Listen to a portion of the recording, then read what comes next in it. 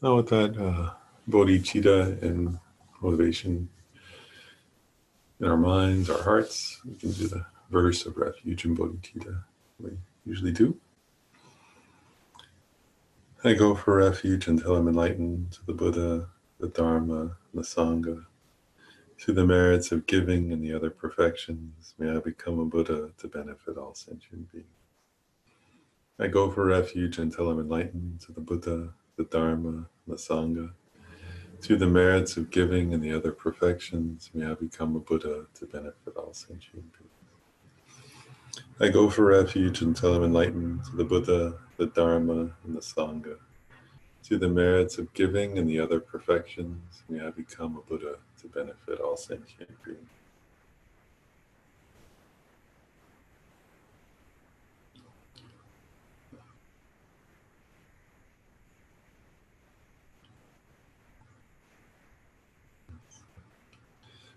Good to see folks.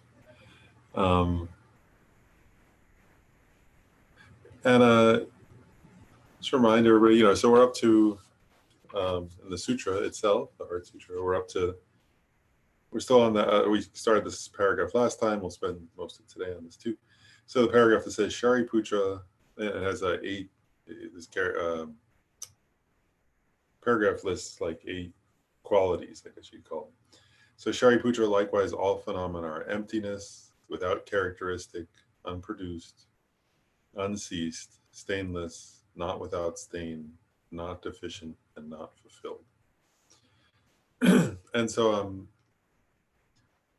last class, we talked about that paragraph, I'll call it,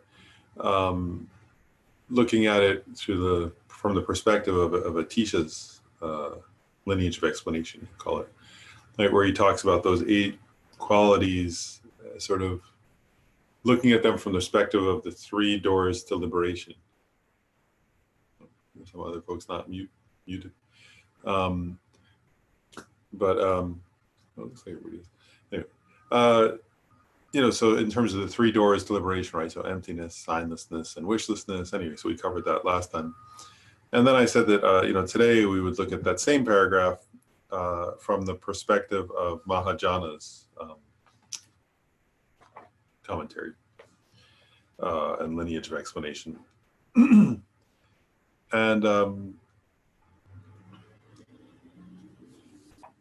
maybe I'll say first, then I'll quote and so on. But I want to actually kind of step back for a moment. So,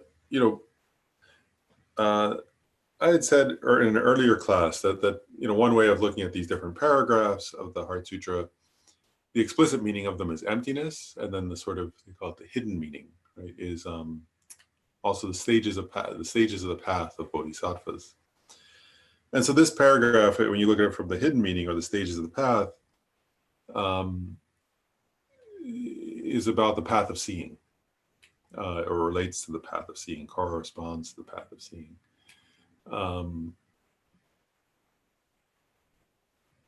It was interesting. I was just, when you think about that, actually, so the explicit meaning, right, is clear. It's emptiness, right? He's teaching, in this context, Avalokiteshvara is teaching emptiness. And then, in terms of hidden meanings, they say sometimes in Buddhist scriptures, hidden meanings are hidden in the sense that they're not, they're sort of just, what's the word?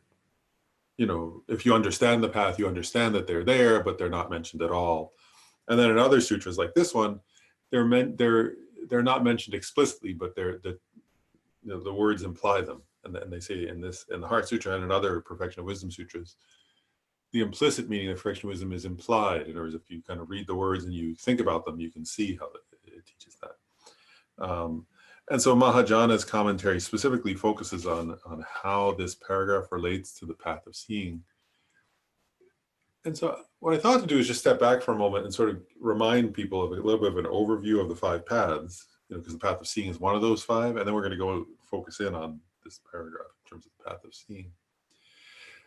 And part of the reason for that is I wanted to emphasize this point that, when if you think about the 5 paths, right? So so 5 paths are not, again, one point is just, I think people know this, but just to make it clear, the 5 paths doesn't mean there are 5 different paths. It's like 5 sequential stages, you can call them, or 5 sequential, like, so it's like, it'd be like if you gave directions, if you said like, take Route 28 to Route 66 and then go on to 495, like, so it'd be like that, right? It's not like, so it's like you go from this path to this path to this path.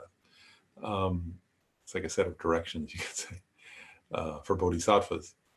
And obviously, and a Buddhist path is not something outside yourself, right? A path is something, the path is your own mind, actually, isn't it? But so, and what I was going to emphasize a little bit is that the 5 paths, actually, the main thing that, there are other factors that differentiate the method, but the main thing that moves a person from one path to the next is their experience of wisdom, of the prajna, of wisdom, let's say, wisdom of emptiness. So in the first of the 5 paths, though, the entry point to the Mahayana, so the first of the 5 is the path of accumulation. And that begins when the person generates bodhicitta, uncontrived bodhicitta, or natural, spontaneous bodhicitta. A bodhicitta that's not just, like, we can generate bodhicitta through effort. If we try, like, ordinarily we're not in a state of bodhicitta, ordinary people. By we, I mean ordinary people, not necessarily you guys. Some might be bodhisattvas, but ordinary people don't have bodhicitta motivation spontaneously. And if you're familiar with it and you think about it, you can generate a kind of, they call it a contrived bodhicitta. Contrived, I always like this. Kyme Khyentse Rinpoche emphasizes this point. He says, in this context, contrived is not bad. All bodhisattvas start with contrived bodhicitta. It's the only way to generate spontaneous bodhicitta. So you generate it through effort. You sort of, at first it just feels intellectual. And then as you do it more, it starts to feel more deep and genuine, but it's still contrived in the sense that you have to kind of give rise to it through intentional effort. But it becomes more and more deep and more strong and more sort of sincere. And if you do that over and over enough times and enough of the time, eventually it becomes totally natural and spontaneous for you through the force of familiarization. And so at that point, when it's totally natural and spontaneous, and there, like when you first wake up in the morning and there when you're falling asleep at night, that's when you've generated, they say, realized bodhicitta. Does that make sense? So in other words, the realization of sort of spontaneous bodhicitta only comes about through the repeated practice of contrived bodhicitta, through contemplation, through reasoning, through thinking, through effort. Anyway, so when a person, that's when you become, and it's very interesting, isn't it? So when you realize that, when you generate this kind of natural bodhicitta, they say then you become a bodhisattva, right? And you become a child of the Buddhas. And a child of the Buddhas in the sense that you're going to grow up to become a Buddha now, right? Because that's the cause, of Buddhahood, right? Is bodhicitta motivation. And so at that point, you've entered the family of the Buddhas. Shantideva makes many points like that, right? And so that's, at that point, you've entered the path of accumulation. And what they say, and I mentioned this before, but I'm sort of reviewing it a little bit too, is, so on the path of accumulation, you generate spontaneous bodhicitta, and then you start developing a relationship to wisdom, right? Because that's the process of becoming enlightened. And on the path of accumulation, the main relationship to wisdom is study and contemplation. So at that level, you study, the teachings on the Prajnaparamita and other sutras and teachings, commentaries, shastras, different commentaries, and so on. And you think deeply about them, right? And that's what a bodhisattva does. They're sort of, okay, how do I traverse the path? What's the nature of emptiness? What are the other qualities of bodhisattvas? How do you practice the 6 perfections? And they sort of study and contemplate these things. And that's the nature, in a way, of the path of accumulation, right? Is this process of study and contemplation, sort of gaining your own deep understanding of those things. First studying them and then coming to understand them through deep contemplation. And then, later on that path, one develops the ability to meditate, and one develops calm abiding, right? Which is there are 9 levels of concentration that one can go through, and eventually one reaches a point of bliss and pliancy, and one achieves calm abiding. one is still on the path of accumulation at that point. And then there comes a point where you realize what's called the union of calm abiding and special insight. In this case, it means special insight into emptiness. And when one achieves that union of calm abiding, and we often talk about that, right? Shine, they call it shamatha and vipassana. So shamatha is calm abiding, and vipassana is special insight. And so when you achieve the union of calm abiding and special insight that's focused on emptiness, that if you're a bodhisattva, at that point you enter the path of preparation. That makes sense? So, and my point there, the reason why I'm emphasizing this and sort of going over it is, first of all, at that point, the person has developed the wisdom of meditation, right? Because they're able to meditate on what they understood previously, right? They had to first previously have some understanding of emptiness intellectually, and then also more than intellectually, though. It's through their own deep process of contemplation, you could say.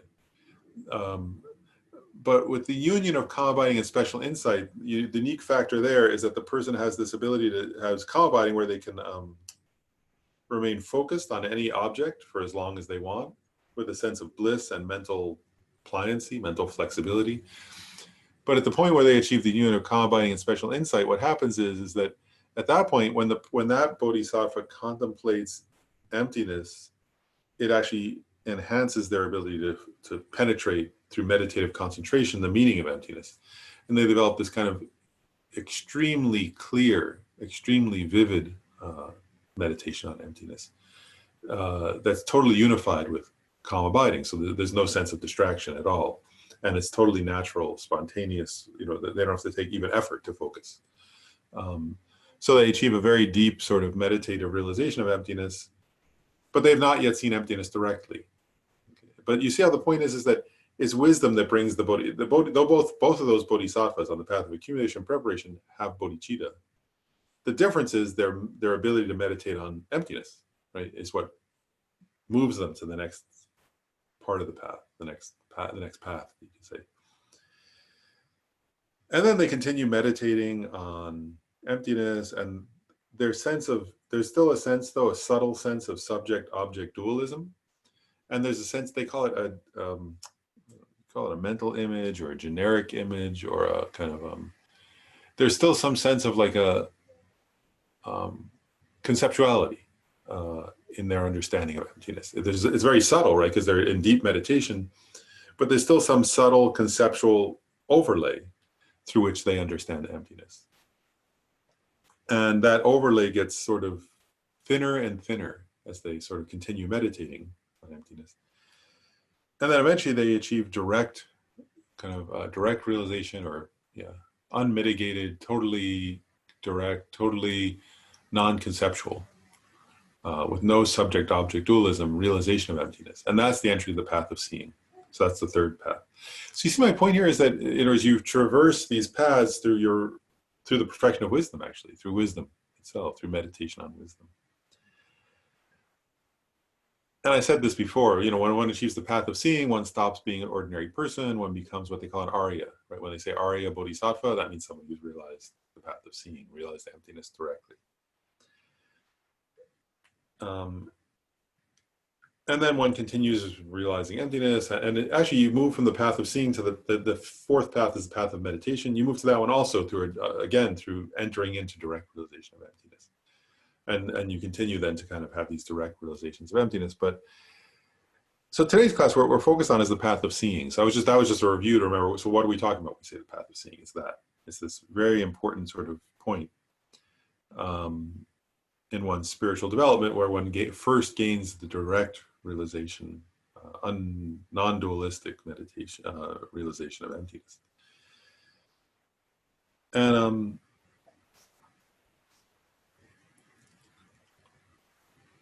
so there are a couple of things in order to understand. This is why I'm doing a little bit of this overview. Is to understand Mahajana, you have to know a few things. So that one is the path of seeing. Another is in the path of seeing, and also on the path of meditation, as you progress through those, in terms of the Buddhist teachings on that, Mahayana teachings on that, there are different translations of these terms, but I'm going to use to say there. I'm going to use this phrase. They say there is the uninterrupted, and then the part of the path, or you could say, and then the subsequent attainment. And in order to understand Mahajana, you have to know that. So that's why I'm explaining it. So the uninterrupted path or experience for a bodhisattva at these levels means it's where the bodhisattva is in that experience, the direct realization of emptiness. So it's uninterrupted in the sense that there's no conceptuality, there's no subject-object dualism, there's no conceptual thinking at all, actually, right? And for that bodhisattva in that experience, all that appears to their awareness is emptiness. Does that make sense? Because they're in a state of calm abiding, right? And they're directly realizing emptiness, their mind is completely absorbed within emptiness. And when I say no subject-object dualism, what I mean is that from their perspective subjectively, there's not a sense of, oh, I am realizing emptiness, right? They couldn't have that thought, and also there's no even subtle feeling of, like when we have, even like when you see very vividly, like a mountain or something, right? There's a sense of I'm seeing it, at least on some subtle level, right? There's a subject looking at an object. But for the bodhisattva on the uninterrupted path, there's no subjective experience at all of a subject seeing an object. They say, I've often used this metaphor because use it a lot. They say subjectively that for that bodhisattva, the experience is like water poured into water. So there is, if you have like a big, vase of water and then a cup of water, and you pour the cup into the vase, you can't tell the difference between those two. If they're two pure waters, you can't tell one from the other, right? So the experience of emptiness and of the subject subjectively is like that. There's no sense of being able to tell the difference between emptiness and the mind realizing emptiness for that person. So it's uninterrupted in that sense. It's just a direct realization. And then on the path of seeing, and this is also true for the path of meditation, after that, so the bodhisattva stays in that experience of direct realization, which is the uninterrupted path, for some time. And then when that ends, and the bodhisattva sort of meditative equipoise, you could call it, ends, they have what's called subsequent attainment. And that's where so subsequent meaning after, right? So after the attainment of that direct realization of emptiness, the bodhisattva, comes out of meditative equipoise. And again, they open their eyes, whatever, now again, they see forms, they hear sounds, they have thoughts. And so there are things about, and their experience after such a realization is different than somebody's experience who has not had that experience. So they have certain experiences that are kind of special to them after that realization. One thing I'll just mention is that so the bodhisattva who's achieved the path of seeing also achieves what's called, there are said to be 10 bhumis, or levels, bodhisattva levels. You read about those in texts. And at that point, when the bodhisattvas achieved the path of seeing, they also, at the same time, achieved the first bhumi, which is called the very joyful, which is a nice name, isn't it? And they say they're very joyful because, after much effort, they finally realized emptiness directly, and they've achieved, at that point, the bodhisattva has, and part of the subsequent attainment is the bodhisattva has all kinds of marvelous qualities at that point, that are sort of a direct result of that realization. And there are many qualities listed, one, for example, is that the bodhisattva at that level who's achieved the direct realization of emptiness no longer creates throwing karma. They no longer create karma that can throw them into new rebirths. So they stop creating new karmas that throw them into other rebirths. They now won't take rebirth through the force of karma and delusion. They still have mental afflictions, but their rebirths from this point forward will be through the power of compassionate prayer. So they become somebody who can, they're not out of control in their rebirths. They take rebirth through the power of their own aspiration to benefit others, for example, and so on. There are many good qualities. And all those qualities are part of the subsequent attainment, path of subsequent attainment. Okay, and then one more thing that you have to know, I guess, and then we can go into Mahajana. So one more these are just preliminary points that I was realizing I couldn't explain. I was going, well, how do you explain Mahajana if you don't know these things, right? So the one other point I'll make is that in all the Buddhist teachings, both for the, and this is because there's a path of seeing for bodhisattvas, that's what we're talking about. There's also a path of seeing, there's that same thing, a direct realization of emptiness has to happen even for like arhats and pratyeka Buddhas. You know, anybody who's going to achieve a direct realization of emptiness has to go through an experience of a path of seeing. The difference is a bodhisattva has bodhicitta, whereas those other practitioners don't have bodhicitta, but they all realize emptiness directly. But anyway, my point is that in Buddhist teachings, what they say is when somebody realizes emptiness directly, they also have what they say, they also have the experience of realizing the Four Noble Truths. So, and this is an interesting point. What they say is that, you know, we all study the Four Noble Truths, right? It's the primary, you know, first teaching the Buddha, right? When the Buddha went to Deer Park in Shravasti, right? After achieving enlightenment, and he met his 5 friends, colleagues, whatever you call them, people he had meditated with, right? He taught them the Four Noble Truths. And so we all contemplate the Four Noble Truths. But they say that on the path of seeing, one has a kind of, realization of the Four Noble Truths in a unique way, you'd say that. And they even sometimes go into detail saying there are 16 aspects of the Four Noble Truths that are realized by bodhisattvas. And actually, there are different teachings. You know, sometimes what they say is that some Buddhist schools say, it's interesting, you know, we call it the Four Noble Truths, and noble is Arya, right? The 4 Arya truths, you'd say. And one point that they sometimes make in some Buddhist scriptures, not all Buddhist scriptures agree on this, but some do, some say this, I think it's interesting, is that why are they called Arya, noble truths? And remember I said, when you achieve the path of seeing, you become an Arya, right? You become somebody who's noble because you've seen reality. And some Buddhist scriptures say the Four Noble Truths are called noble because they're true, they're known to be true by Aryas.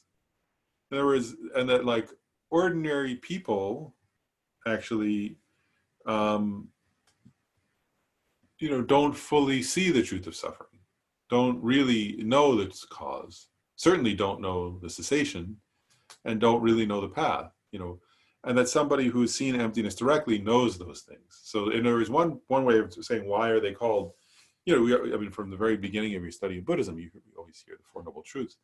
But so one way of thinking about the word noble in Noble Truths is that they're known to be true by those who are noble, meaning by people who have achieved the path of seeing. Because those people, a person on the path of seeing has realized these Four Noble Truths. So, okay. So now we'll go into Mahayana's description or teaching on the Four Noble Truths. And maybe I'll start by just reading briefly. So, and the reason why I'm using, you know, covering Mahayana in part is that, you know, we're relying on Tendar Larampa's commentary as sort of a guide. And so Tendar Larampa, you don't have to look necessary, but on page 14, he had sort of mentioned what we did last time, which is Atisha's description based on the 3 doors to liberation. And then Tendar Larampa specifically mentions, he says, now he mentions Mahayana. He says, Mahayana's commentary says that emptiness and without characteristics are respectively the opposite of observation of the doctrinal knowledge and subsequent knowledge. That's his translation of Uninterrupted Path, I guess, or his different terms, but he's referring to the Uninterrupted Path and the subsequent attainment, subsequent knowledge path, with respect to suffering. Similarly, unproduced and unceased are the objects of observation of the uninterrupted path and the subsequent attainment path with regard to the sources of suffering, or the causes of suffering. Stainless and not stainless are the objects of observation of the uninterrupted path and the subsequent attainment path of the path. And undiminished and unfulfilled are explained to be the objects of observation of the uninterrupted path and the subsequent attainment path of cessation. So he's saying that, so I always want to kind of first just linguistically note what he's getting at.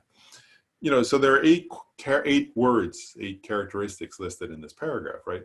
And so what he's doing is he's systematizing those according to the Four Noble Truths, right? So he's saying the first 2 are about the uninterrupted path and subsequent attainment path in relation to the truth of suffering. The second two are about the uninterrupted path and subsequent attainment path in relation to the cause of suffering. Next two in relation to the cessation, and the next two in relation to the path. The path, the fourth of the Four Noble Truths, the truth of the path. So now we're going to talk about. So we'll talk about the Four Noble Truths, and about these phrases. And just very brief. I don't want to sort of go too far, into too many different points, but I do think it's worth noting briefly. And again, if you've studied the Four Noble Truths, you probably thought about this already, but in case you haven't, right, just to think for a moment, like, if you look at the Four Noble Truths, right, they're presented in a different order than they arise, right? Whereas the truth of suffering is presented before the truth of the cause of suffering, right? But of course, the cause of suffering has to come before suffering, right? And the same way, right, the truth of cessation is presented before the truth of the path, but of course, nobody achieves cessation before they traverse the path. So the Buddha presented the Four Noble Truths in an order that's different than the order they are experienced in, right? And what they say is that, and there are many commentaries on that explaining that. And one point that's interesting, though, is that that's because for us, for ordinary people, right, whereas we don't even recognize suffering as suffering, right? So how could we look for the cause? Does that make sense? We recognize, and of the three types of suffering, right, they're often presented, right? There's a suffering of suffering, that at least animals even recognize that. But there's the suffering of change and the all-pervasive suffering of the compounded aggregates. And those second two, we don't even recognize as a suffering. We actually crave those, right? We want those things. And so if you don't know suffering as suffering, you won't look for its cause, right? So you have to first, so the Buddha recognized for ordinary people, you have to first present the truth of suffering so that they recognize, oh, I'm actually suffering. And it's like, what's to say? It's like if you have a disease, but you don't know it, then you're not going to seek, well, what's the underlying cause of my disease, right? But once you know you have a disease, then you can find out what the cause is, right? Like that. And then in terms of the other two, right? Of course, the truth of the path has to actually come before the truth of cessation experientially, but one won't become interested in the path unless one has some trust or faith that there is cessation, right? That it's possible to end our suffering.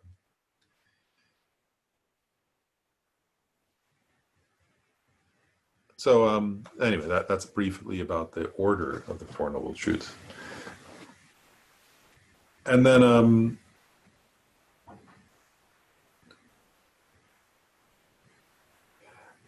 so now we'll just go into what Mahajana is saying. So what Mahajana is saying is that so the first of the 8 characteristics. So we're going to relate now to the truth of suffering first, right? The first of the Four Noble Truths. So what Mahajana is saying, and here I've actually got Mahajana's text in translation, but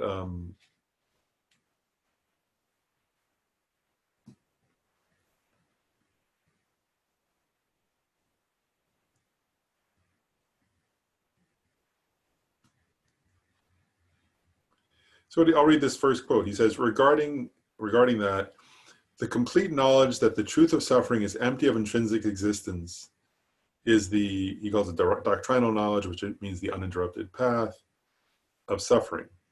So what he's getting at here, and this is and I want to kind of reflect on this together, because I think he's getting at something very important. That's why, Tenro Rampa covers it, and why I think it's worth us thinking about. What he's getting at is that, so first of all, like this Bodhisattva, right, knows, this Bodhisattva at this level knows suffering as suffering. Right? But now on the path of seeing, the Bodhisattva realizes that suffering, because it's dependently arisen, right? Because it arises due to causes and conditions, is and because it's dependently arisen in terms of also labeling, right? That it's empty, as Mahajana said there, it's empty of intrinsic existence, right? So that during the direct realization of emptiness, actually, because so what is, if you think about it deeply, right? What is suffering? Actually, are aggregates, right? In other words, what it's getting at here is that our body and mind, our five aggregates, are in the nature of suffering. Right? And on the path of seeing during the direct realization phase, the uninterrupted path, the Bodhisattva realizes the emptiness of the five aggregates. Right? We already said that, that's what they're meditating on, right? And so through that, they also realize the emptiness of suffering.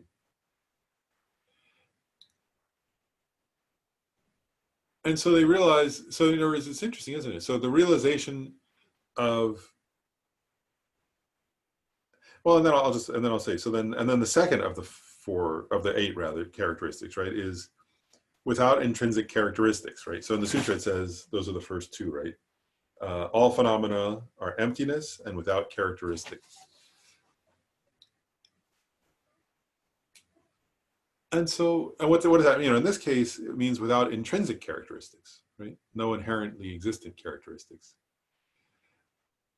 And I wanted to sort of reflect on this together. So, the Bodhisattva, right, at this point, realizes, understands, first of all, they know that suffering is suffering, right? Even the subtle suffering of samsara. But at this point, they also know suffering is empty, right? And it's without the inherent characteristic of being suffering. And I wanted to kind of reflect on it because I think all of these, actually, I wanted to share this just to sort of, this is my own reflection now on when you contemplate these points. But I think it's very useful for us. We're not at the path of seeing, obviously, most of us, but it can be very useful in the sense of it's hopeful, actually, right? In other words, what it's getting at is that, on the one hand, we have to understand, I'm going to emphasize conventional and ultimate truth, right? From a conventional truth perspective, suffering is dependently arisen and does exist, right? Which is the basis of renunciation for our own welfare and of compassion for the welfare of others, right? But ultimately, there is no ultimately existent suffering. And the reason why I thought it's worth reflecting on this is that part of the implication, right? What they're saying is that Arya bodhisattvas on the path of seeing, know this, right? But we don't know it experientially in the way they do, right? And so I just want to reflect on this together for a moment, because actually, any situation we find ourselves in, we ordinary people who are suffering, right? We view it as intrinsically existent, right? We view it as self-existent, as inherently existent. And that becomes discouraging, actually, doesn't it? And actually you see that with people, right? Where like nowadays, I mean, it happens all the time, right? But, where when bad things happen, we sort of, when we suffer, you can feel discouraged, you can feel hopeless, you can feel, what's the word? Despair, or depressed, or things like that, right? And a lot of that comes from, or all that actually, from a Buddhist perspective, comes from grasping at a truly existent I and a truly existent suffering, right? And so, if you think about what is this getting at, right? Like, and I was sort of, the other day I was contemplating this actually, because we were, studying the sutra and contemplating it. And I was thinking like, like when you read about somebody else going through, say, a war, like, suffering through a war, right?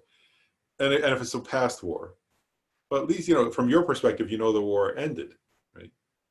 Hopefully, unless some wars that haven't ended yet, but mostly when you're reading historical accounts, the war ended, right? So like, if you're reading the terrible stuff, right? Like people went through unbelievable suffering, say during the Civil War, right? And as you read that, you can empathize with their suffering, but the Civil War ended. Right? There's we all live, many of us, well, not everybody, but many people, we live right near, places. I mean, actually, the town I live in, Centerville, there was a battle. It was part of the Battle of Manassas or Battle of Bull Run. So like people were being shot and killed. Now nobody's, there's no muskets, nobody's being stabbed, bayonets or something like that. But so we know it's not, what's the word? It doesn't have a kind of solidity. But my point is that when you're going, like, so think for a moment about your own experience of the pandemic or the current situation in the world, right? And think about how it appears to you, right?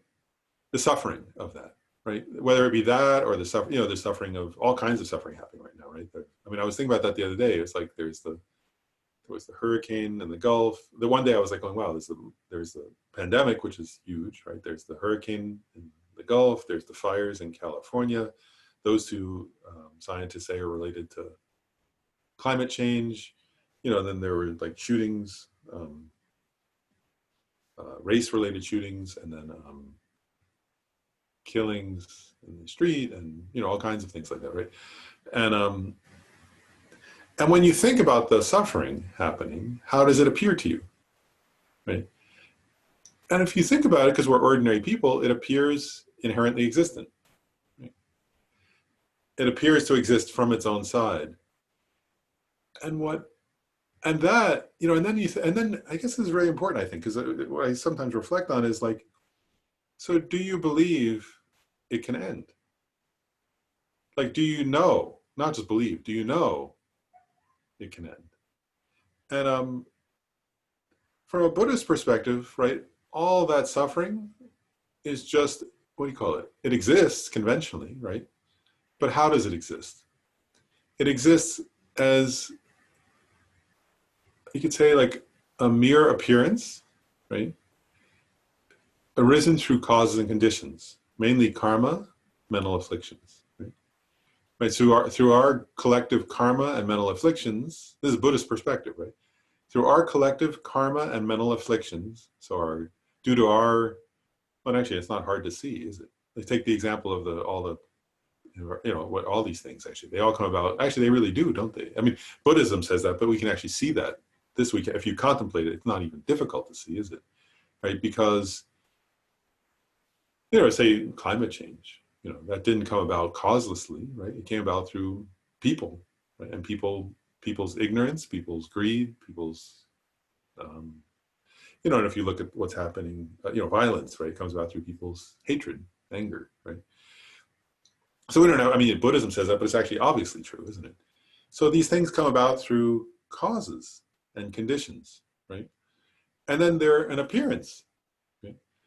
And so if the cause and conditions change, the appearance changes. And I often reflect on that. I'll just share, like, this related to this point, right? Sometimes when bad things are happening, I imagine being in a small village, like in,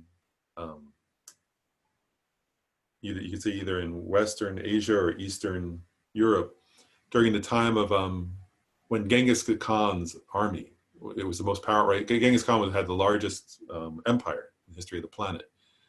And, and his army would sort of ride into a village, and if the village didn't immediately sort of surrender, they would chop off people's heads and put them on stakes and burn the village, and and like it would have seemed utterly hopeless. Like you can imagine, right? If you imagine like that army, right, the most powerful army yet to exist at that time on the planet, it would feel hopeless and like permanent, right? It would seem like it would never end. But of course, it was just a karmic appearance, right? Now there's no army of the Khans existing, right? And my point is like all these things are just manifestations. They're just appearances. Now if you think, well, what happened to that army, right? And we could study history and know, right? But it exists. It's hard, like it wasn't a dream. I'm not saying it was a dream, but it exists almost like a dream, right? In other words, my mental image of it actually is probably no more real than a dream, right? I imagine it from reading history books, but it's just a mental image I have, right?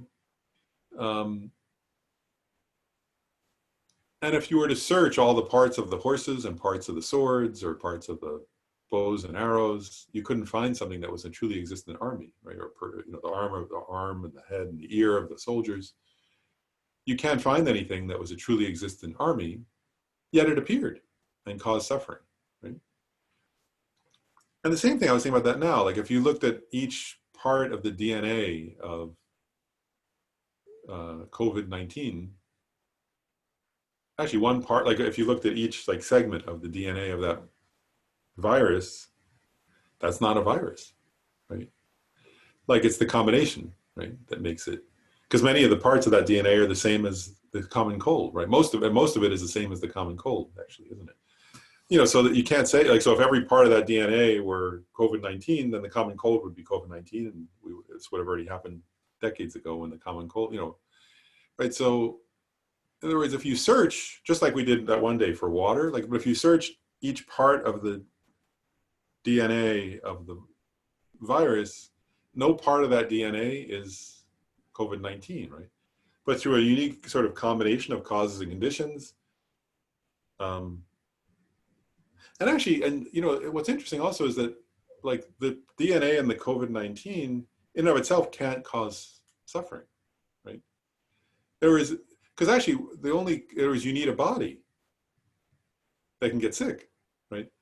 Like, so you need a human body that can get sick and that has a relationship to that, you know, where human bodies can have a certain kind of immune reaction and can give rise to problems in different organs, right?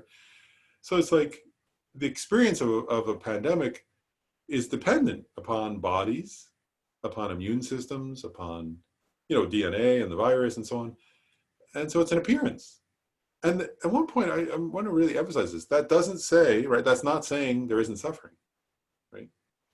Conventionally, there's suffering, right?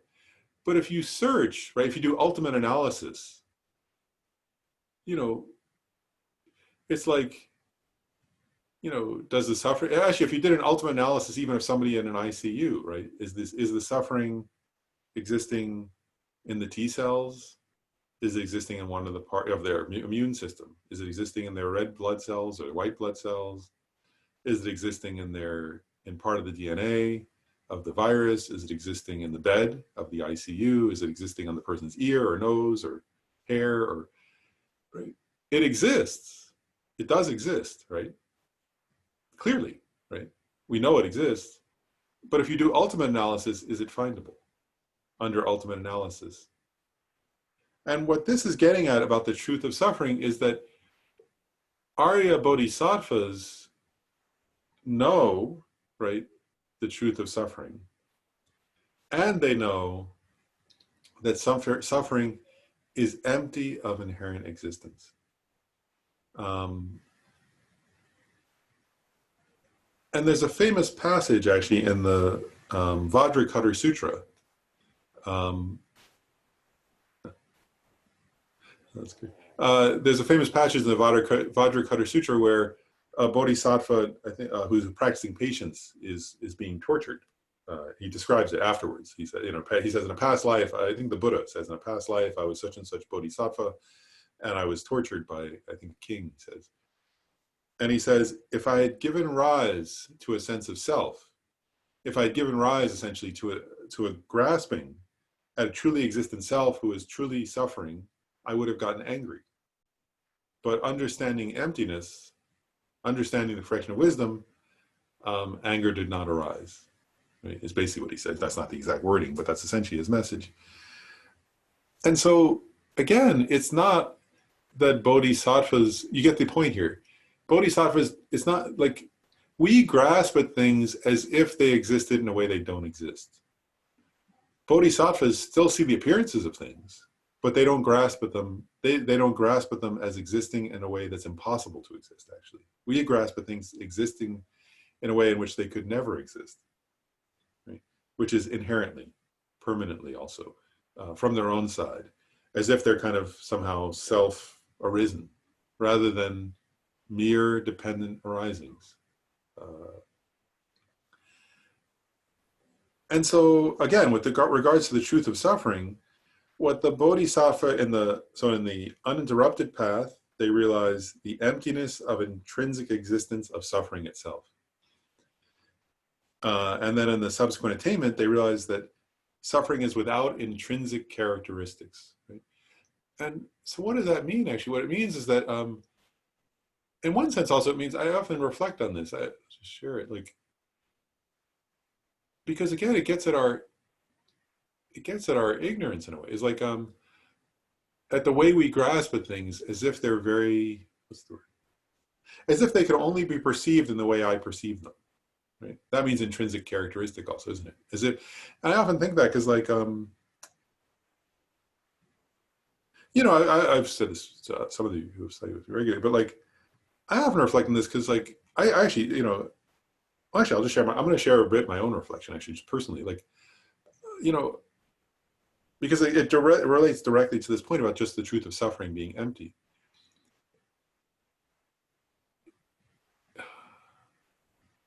You know, we don't know, yeah, because it's very profound actually. We don't know, like we ordinary, by we I just mean all ordinary people on the planet, have totally wrong ideas about the nature of suffering and the nature of happiness, right? And I often think that because like,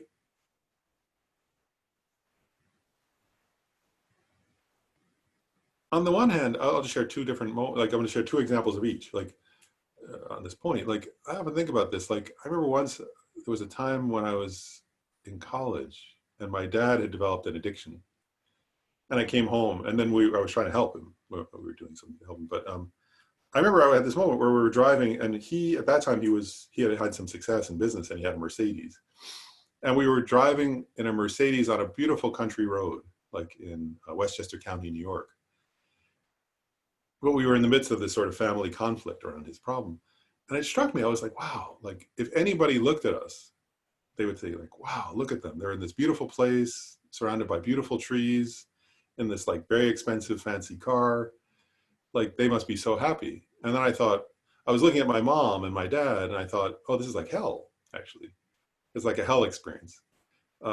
Because my dad was completely enraged and angry and my mom was terrified and upset and, you know, trying to hold in her tears. And I was like, oh, it's like hell, actually. And then as a psychologist, I've had that experience thousands of times, you know, where, because I work in Northern Virginia, right? So I see people where I'm like, wow, everybody on the planet wishes they could have this person's life. And the person's trying so hard not to kill themselves or something, you know, because they're so miserable, right? But they have everything that anybody else, like people all over the planet want what they have. They're good looking and rich and whatever, all that, right? Have a great job. And then I was like, I often think about like, usually I think of Rinpoche Rinpoche, you know, who was like tortured in Chinese prison, you know, Chinese communist prison. And he famously said, although my body experienced suffering and my mind, there was only pure joy. You know, I was like, wow, that's the opposite, right? Whereas he was in the situation where I thought that's inherently suffering. I would think being tortured in a prison in a Tibet, freezing cold prison and, you know, Tibet with communist army, I would think that's inherently existent suffering. But for Rinpoche, he said his subjective experience was it was pure joy. And then just recently I was reading the biography of Garchen Rinpoche. And he was describing similar experience. He said he was different than Rinpoche. Rinpoche had realized bodhicitta, I think, before he went to prison. So for him, he said the whole time his mind was in joy. Garchen Rinpoche, when he describes how when he went to prison, he was angry. And he said it was like hell. And then he developed bodhicitta while he was in prison. And then he said at that point, the prison appeared like a Pure Land to him. He said he could watch his own experience change. He met his guru, he read his root guru in prison, who was also a prisoner. And that guru kept saying, this is the mandala. This place is the mandala of the deity, you know. And eventually Garchen Rinpoche had that experience through developing bodhicitta.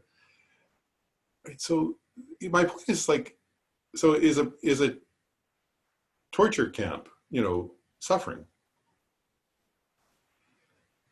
You know, or is a mansion happiness? And so you see how this point, I'm saying this point of like suffering is empty of inherent existence is very profound actually, right? That for us to contemplate. Bodhisattvas on the path of seeing realize it directly. But we can think about their experience, right? And we can think about that very deeply and recognize nothing has inherent existence, right? Nothing in the universe has inherent existence, right? That's what the Heart Sutra is saying. Anyway, so, and this connects, so I'm going to go to the next one now. So then comes the truth of the cause of suffering. right? That's the second noble truth. And so Mahajana says, knowledge that the truth of the origin is not intrinsically produced is the doctrinal knowledge, or the uninterrupted path of the origin of suffering. The subsequent knowledge of the origin is the realization that it is not ceased because it is not feasible that that which was not produced could be otherwise. And so here I just want to emphasize a similar point for a moment, right? And these are the two I want to focus on the most anyway, but so the cause of suffering, right? So what's the cause of suffering according to Buddhism? Ignorance, mental afflictions, other mental afflictions, and karma, right? And again, I just want to point this out, right? What this is getting at is, first look at our experience as ordinary people. So for us, right, like when we give rise to desire or anger or pride, or they appear to us as if they're self-existent, as if they have some inherent nature, right? And I want to emphasize, because actually, if you check your own experience regarding bodhicitta, I want to reflect on this together for a moment. One of the obstacles to bodhicitta, actually, because to develop bodhicitta, you have to develop love and compassion, and then you have to develop the aspiration to enlightenment for the welfare of others, right? And I want to ask you just to notice, check for yourself, but how confident are you that you yourself could become enlightened? That you could eliminate all mental afflictions and even their imprints, their traces, permanently? And this gets at Cynthia's question from last time, right? Cynthia asked the question last time about, is enlightenment irreversible? Right? So I thought I would raise that at this point, actually, because I said I would come back to it, because it relates to this point, and so it's good that it came up, right? So what I want to emphasize this is that if you view your own mental afflictions as inherently existent, then it would seem like it's impossible, right, to become enlightened, to permanently get rid of. You could sort of imagine, like, actually, even ordinary people can imagine that they could temporarily sort of suppress them, maybe through, like, people would think they got it through good sleep or drugs or something, but but it seems like they're inherently existent, that they're part of our inherent nature, right? And what the Buddha, what in this case, actually, what Avalokiteshvara is saying is they're unproduced, right? It means they're not inherently produced, which means what? Which means they're dependently arisen, right? So they lack any inherent nature, any nature of their own, right? They're totally, and one way of saying that is that they're like something that has its own nature doesn't, like, it's like, what's the way to say it, right? That's why we sometimes use this metaphor of like an illusion, right? Like, because like an illusion, if I say like, oh, there's an illusory horse, right? Like a hologram, let's say, like a hologram of a horse, and if at first you think it's a real horse, right? It seems like it exists there, right? But then if you realize it's just lights and mirrors and photons being projected in some way, like a hologram, let's say, right? Then you say, oh, there's no horse there, right? The horse was never produced. And what this is getting at, in a sense, is that that's similar. It's not exactly the same, but it's similar to how we experience our own, in this case, mental afflictions and karma. They seem to exist there, like the holographic horse. But when but then you realize, like, and actually what we would do if we realized the hologram is you would then realize, oh, there's a machine over there. That's what's real. The horse is not real. The machine that's projecting the light is real. And what this is getting at is that actually, is that the mental afflictions are just, what's the word? Like the illusory horse, right? Or like the hologram. There's something that's appearing due to other causes. Now, in this case, even those other causes are also producing, or only appearing due to other causes. And those are appearing due to other causes, right? And they're all unproduced. And I'm just going to go off. Actually, there's it just made me think of this funny story from the Buddha. It's from a sutra. But they actually, it's the same point in a way, that where there was a monk who was, who was supposed to be like a celibate, good monk. And then I guess the monk came across like he came across a magic show, and a magician had produced an illusory woman. And the monk developed a lot of desire for this beautiful illusory woman. And then he came back to the Buddhist monastery. But in his mind, he was like fantasizing about this woman, right? And then he was a good monk though. He wanted to be a good monk. So he started thinking, well, I should think about how she's impermanent and she also suffers. It's not, she's a suffering person. And, if I were with her, I would suffer, we'd argue, we'd fight, we'd have all kinds of, it wouldn't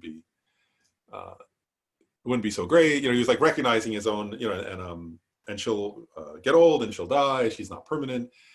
And then he said to the Buddha, somebody said to the Buddha, well, is he doing a good job recognizing that this illusory woman who he's very attracted to will get old and will die? And the Buddha said, well, it'd be better if you recognize she doesn't exist.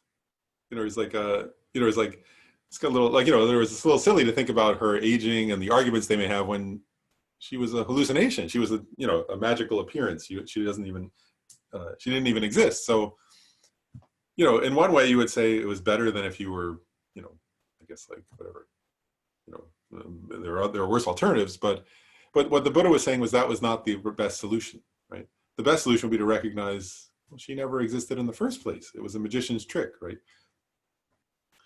What this is getting at is that we're all, at our best, actually, this is the disturbing thing, oftentimes, it's the kind of disturbing, oftentimes I think we'd be the equivalent of if that monk gave up his robes and then started fighting with other people to get the illusory woman and started punching out other people. I think most of the time we're like that. And in our best moments, we're like maybe similar to the monk who, metaphorically speaking, we'd be similar to the monk when he's thinking, well, it's not, it's not all that I think, right? And what the Buddha is saying, and this is the cause of suffering, right? This is what this point of Mahajana's is making, is that it's unproduced. Like in other words, that woman was never produced. And then, the idea, oh, someday she'll die. Well, she can't die. She was never born, right? That's the unceased. Does that make sense? So when you're saying unproduced, you would say it was just a magician. It was just a magical, in this example, right? It was just some magical show that you saw. This beautiful woman who the monk was craving for, she was actually never born, right? And so she'll never die in that sense. And I'm using that as a metaphor for a moment. Our own mental afflictions in the same way appear but are unproduced. And something that's unproduced can't inherently cease. They just appear due to causes and conditions, due to other factors, right? And so take the example just for a moment of, well, since I'm using that one, of desire, but we'll leave this monk behind. It's just a story, but we all have desires, right? And when we give rise to this, actually desire, we call this, in Buddhism, we call this the desire realm, right? The human realm is part of the desire realm because beings are so filled with desire, not just humans, animals also. And everybody desires something, right? And so what is desire actually? Like, when you think about this, when I say the word desire appears as if it's inherently existent to all of us, or all ordinary people. But desire is the cause, the truth of the cause of suffering. It's part of that cause.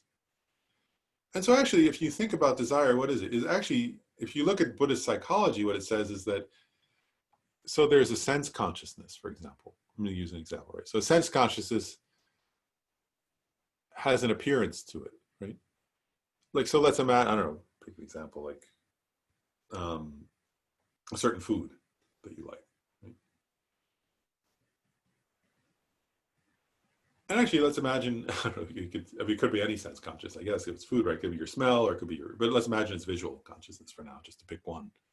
Right, so you see, maybe you're online and you see the thing you're going to order on DoorDash or Uber Eats or something, I don't know.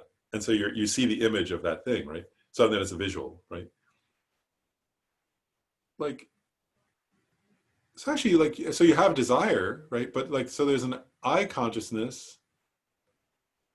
There's an eye organ, there's an eye consciousness, there is a visual object on your phone in that case, right? There are photons of light. And then your mind labels, oh, that's whatever, right? You label it something, right? And actually what happens really from Buddhist psychology perspective is that due to habituation, right, due to some habit or due to karma, you develop a feeling of pleasure in relation to that visual image, right? So if it's some food you like, you know, if it were like some disgusting looking food to you, then you would develop a feeling, you would go like this, right? You would have a feeling of disgust. You would be like, well. But if it's something you like, then it's just out of your habit, right? There's some projection of, there's some feeling rather that arises of the five aggregates. It's the feeling aggregate of pleasure.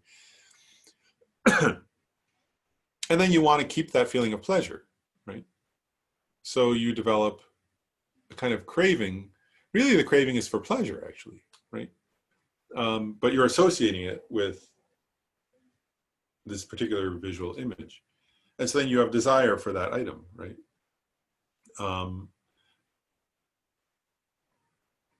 Unproduced, I'll read the rest of it in a second. But so, and so due to those different factors, right, there's an appearance of a mental affliction, desire. But does the desire, it's interesting, because in one sense, does the desire exist conventionally? Yes. Right? But now if you do, we have to differentiate conventional. Conventionally, does desire exist? Yeah, sure, you have desire for whatever. But now if you do an ultimate analysis, right, does the desire exist on the eye organ? Like, is it in your eyeball? Let's say no. Does the desire exist inside your phone? Can't exist there. Does it exist? Is it somehow existing in your hand that's holding the phone? Doesn't make sense, does it? And then is the aggregate of feeling, right? So there's a pleasant feeling, right? But feeling is not desire. Feeling is feeling, right? So feeling is a feeling of pleasure.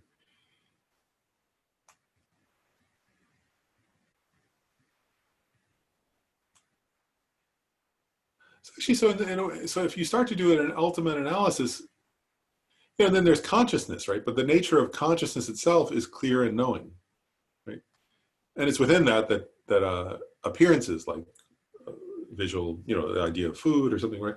And there's a label, right? Actually, you label, oh, that's this kind of food or something.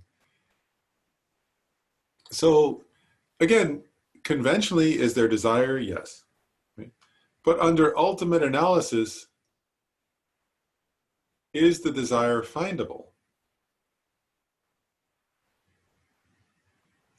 We say no, actually. Right? It's not find. It's not. And so something that's truly existent should be able to be found under analysis. Right? Otherwise, it's like the illusory horse or the illusory woman or the illusory whatever thing. You know, it appears, but it's not findable. It's not truly. It's not inherently existent, or it's not truly existent. And then I actually want to pull up.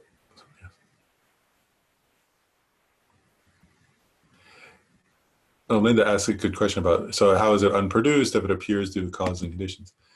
And it's a very important point, isn't it? Because like, when we say, what you're getting at in a way is like, this word unproduced is really interesting, isn't it? Because things, you know, what we say actually is that which is, there's a famous quote that gets at the same point I'm getting at, which is, I think it's Nagarjuna says, or maybe the Buddha, I can't remember if it's the Buddha or Nagarjuna, says, that which is dependently arisen is unarisen.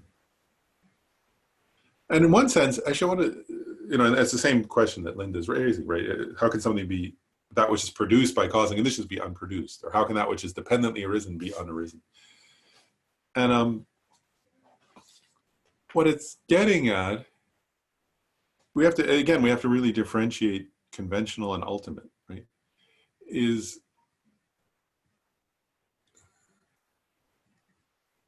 conventionally, right, things, Yumei Kenstrom should use this phrase, mere appearance, right? So conventionally, due to causes and conditions, there's a mere appearance to our consciousness of things.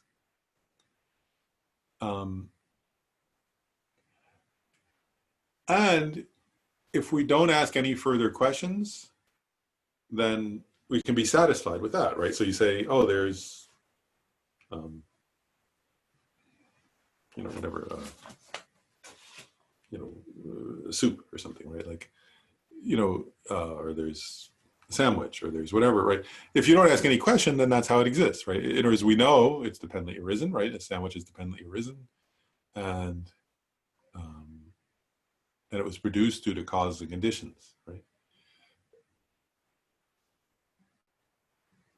And so the unarisen or unproduced, which is, and that's what this line is getting at, right, in the sutra, is that the cause of suffering is unproduced.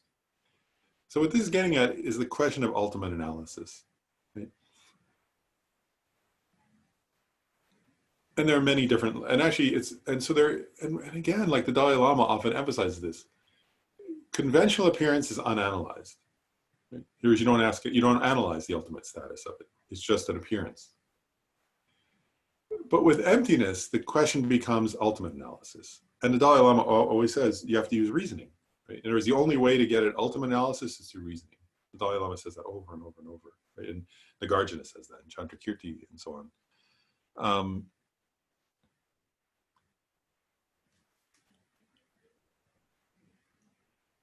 And so I'm going to use a different example now of the traditional example actually is they often use this, but you can use anything. But I'll just use this example of a plant. Right? We have some plants growing in the backyard, so I thought of that. Cucumbers and okra. But if you think about as if I say conventionally, like I'm going to use the okra as the example. Did it arise due to causes and conditions? Yes, I saw. I don't garden really, but I saw when Shayla bought the seeds, okra seeds, and then she did a whole thing with soil. She amended the soil. I don't know what that means even really, but and then she watered it and she put a thing around it because the animals were going to eat the seedlings. And so there were many caught, and then there's sunlight and there was rain, and she said, oh, it rained a lot. That's going to be good for the okra, right? So there were all these different causes and conditions. Does that make sense? And when she would say it rained a lot, that's going to be good for the okra. It's growing fast. I would say, oh, good. So it's that's arising due to causes and conditions, right? But now the question arises. That's conventional, right? It arose due to cause and conditions. Now the question, which is what this line in the sutra is getting at, of unproduced, right, emptiness, is a question of ultimate status. And so there are many ways to reason it. But actually, the one I was thinking about just the other day, is a commonly taught one, is this, was that seed a cause of the okra plant? So conventionally you'd say, yeah, of course. In other words, if she planted, what's it called, cucumbers on the other side of the garden, and okra didn't grow there, see cucumber plants growing, right? It's a different kind of plant because you planted a different seed. Of course, one causes one causes the other, right? But now that's conventional analysis. Now we're going to do ultimate analysis. So ultimate analysis is, was the okra seed the cause of an okra plant? Well, in other words, when it was a seed, I remember I saw it. It was when it's a seed, right? How could it be the cause of an okra plant? Because the okra plant doesn't exist yet. So, so how can you say something's truly a cause of an okra? Maybe the okra plant would never grow. Some of those seeds didn't grow. Some of them died. They got too much moisture and they rotted, right? So, was the okra seed the cause of an okra plant before the okra plant arose? You'd have to say, well, how could it be a cause of something that doesn't exist? And that may never exist. In some cases, the okra, again, it rotted, so it never exists. So you can't say that the seed was a cause when there was no result. Right? Now there's a result. There's these big, they're almost as tall as me, these plants, okra plants.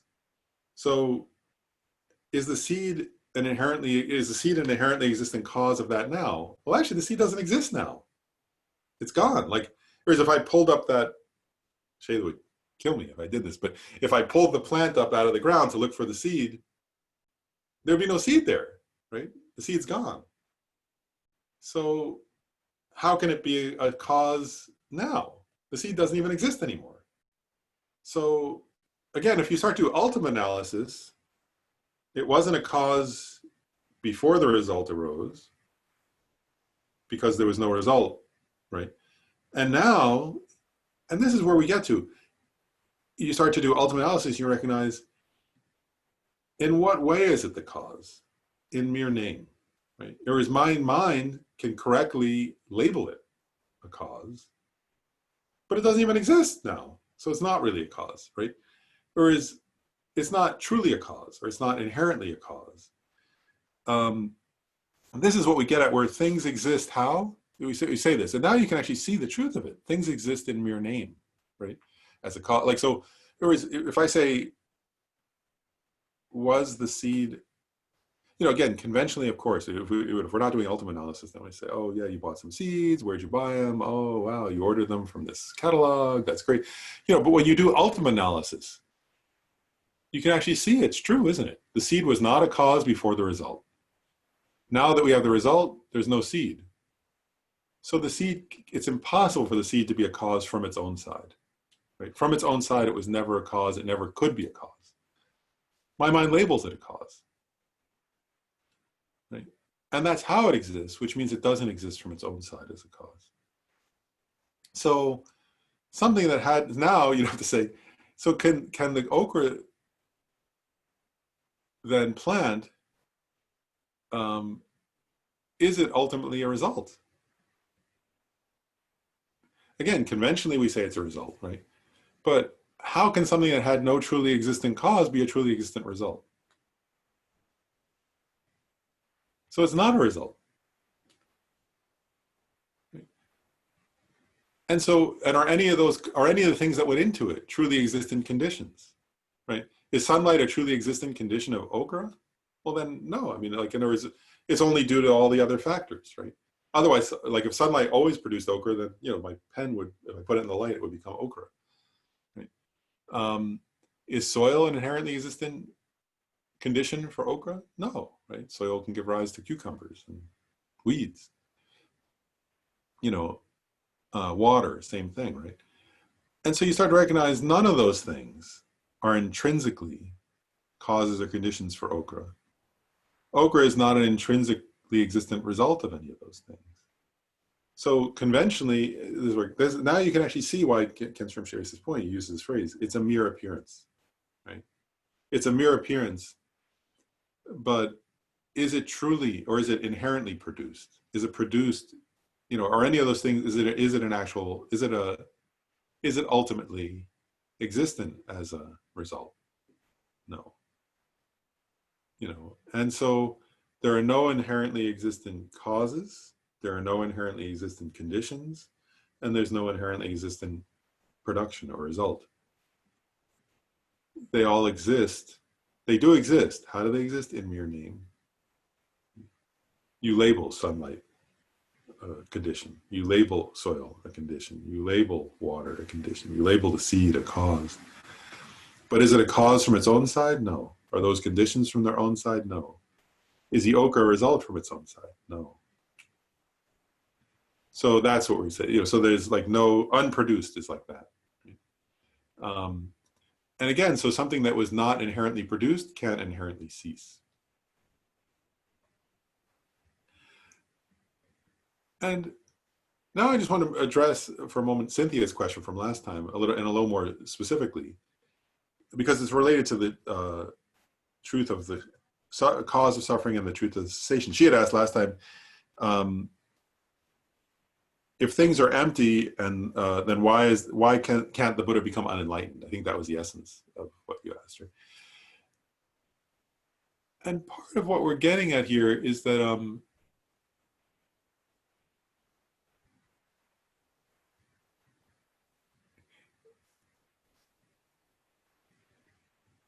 so what we're getting at here is actually, so the meaning of emptiness is the meaning of dependent arising, right? And I think that's what you were, and you know that, and you were asking that. And so the key point here is this, is if you have the causes and conditions for something to appear, then it appears, right? You know, so, and that example of the ochre plant, right? If you have all the causes and conditions and they all arise in just the right way, then there's a certain appearance. If any of the causes or conditions are missing, then the thing doesn't appear, right? That was what Shayla was trying to explain to me. She said, like, if the soil's not right, then even if you have the right seed and all these other things, it won't grow. That's why she had to fix the soil somehow to make it right for that kind of plant. And so, you know, so we can think about that in reference to a plant, right? Like all the causing conditions have to be right. If there's something missing, like the right kind of soil, then it won't grow, and so on. And so with these points, which is what we're getting at, suffering, the cause of suffering, and the cessation of suffering, what we're getting at in terms of your question, Cynthia, about a Buddha and why they won't suffer in the future, is that what the Buddha does, which is different than other people, actually there is really a deep question, actually, because there are many, and actually this is a really important point, is that we actually have to think very deeply about it. It's a very deep, good question that's related to this whole topic of the Four Noble Truths that we're getting at. Because there are many, actually when we think, emphasize, when I think, when any of us thinks, what is the Buddha, actually? Right? Oh, the Buddha. Like we all take, if you're Buddhist, we all take refuge in the Buddha, right? We say, we did it today. I go refuge to the Buddha, the Dharma, and the Sangha. But actually, what is the Buddha that we're taking refuge in, right? And do we really know? You know, and again, I'm quoting the Vajrayana Sutra, but there's another famous line from the Vajrayana Sutra where the Buddha himself says, "Those who by my form knew me did not know me. The Buddhas are the dharmata, the nature of reality. You know, the Buddhas are emptiness," right? Is what he's saying. And he says, you know, so, and if you didn't know emptiness, you didn't know me, right? Is what the Buddha is saying. So one point I'm making is, oftentimes when we think, what is the Buddha, or what is cessation? Because that's really the essence of your question, Cynthia, cessation, right? What is the nature of cessation? And oftentimes when we think of cessation, actually what happens is that we give rise to a mental image of something. We imagine something. What would it be like to be enlightened? Or what would it be like to have no suffering or no cause of suffering? But actually, and this is a little disturbing if you're Buddhist, really, but is whatever we make up about that is actually not going to be entirely accurate, is it? Unless we've had the experience. And we get closer and closer to being accurate. Does that make sense? But if we haven't, you know, if we're like, unless you're, you know, as you reach the path of seeing, your understanding of that is much more accurate. But before the path of seeing, it's less accurate. And then if you're a Buddha, then you know it directly. And so it's completely accurate. But, you know, they say, for example, that great meditators who can suppress their mental afflictions, right, through meditative absorption, they think they've achieved enlightenment, for example. But they still have deep within them the cause of mental afflictions. Does that make sense? So in that case, and what's the cause? The cause actually, and this is where, so we get it, yeah, so the cause is the seeds of ignorance to grasp at things as truly existent. And what we're getting at here is this, is that, you know, so because you could say, what's the cause of suffering? So on one level, they say something, in some Buddhist sutras, they say it's desire, or craving. But that's not the deepest answer, is it? Because craving comes from grasping. And, you know, especially grasping at things, at self and other as inherently existent, which is what we're studying in Perfection of Wisdom, right? It's the opposite of ignorance. And so what we're getting at here, and actually it gets at the next one, which is the truth of cessation. So, you know, that's the next of the Four Noble Truths, right? What is cessation? And so cessation, this is a really important point, is not a suppressing of or a temporary distancing from the mental afflictions. There are many methods in Buddhism that do suppress or temporarily distance us from the mental afflictions. If you meditate deeply, right, actually, we know this, I mean, people who have calm abiding can do it, but even we, if you go off and like you just meditate on your breath for a while, you know this, your mental afflictions will decrease if you do it enough, right? Actually, even science shows that, right? People become less angry and less depressed and less anxious if they just focus on their breathing, for example, right? that's a temporary suppression. But, anyway, that doesn't permanently eliminate the mental afflictions, right? And then if you meditate on love a lot, you'll be less angry, but that doesn't completely eliminate anger, right? It can come back. And so what we're getting at here is you have to really contemplate deeply. So what is the cause of suffering, right? And what's the deepest cause of suffering? And so according to Buddhism, right, it's this grasping, so actually things appear to us as if they have inherent nature. Right? So the I appears as if it exists there, right, from its own side. And then I grasp at or I believe that appearance. Does that make sense? I assent to that experience. I sort of invest in that experience, you could even say. And what Buddhism is saying is that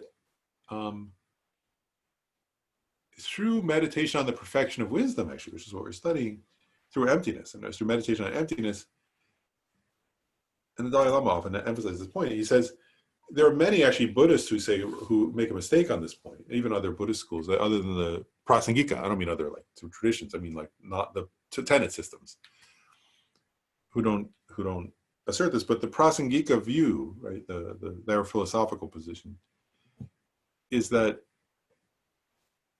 so that appearance of things existing, like the appearance of the ochre plant as being truly produced, existing there from its own side, or the I existing here from its own side. And then our belief in that, or our grasping at that, or agreeing with that appearance, or investing in that appearance, is the deepest cause of suffering. And when you do this ultimate analysis where you have some recognition, well, like we just did it, right? The ochre doesn't exist in the way it appears. It doesn't exist that way from its own side. It's unproduced. And if you can have that experiential realization, that's the antidote to all the other mental afflictions. Because Lama Tsongkhapa says, like, that grasping pervades all the other mental afflictions. So desire, like, and almost like water inside a sponge. Does that make sense? It's like it's in there. So desire has that appearance and grasping, appearance and an investment in true existence. Pride, anger, all the mental afflictions have that.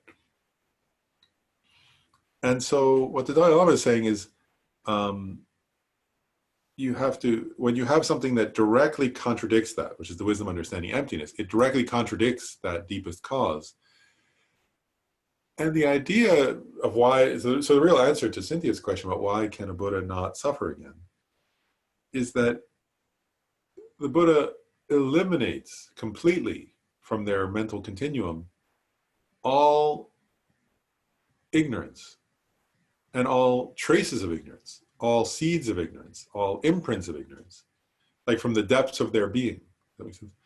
And so for a Buddha, then there's no, from a conventional perspective for a moment, there's no cause to give rise to the result. Because the results only arise due to causes and conditions, right? Conventionally.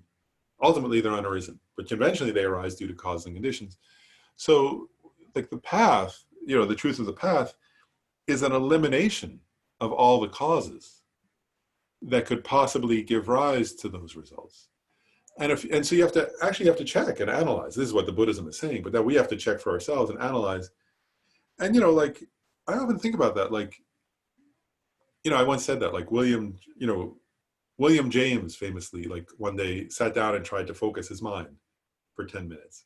For the first time ever, he was sitting at his desk and he tried, and he said, "Oh, my mind kept jumping away. It's not possible to focus.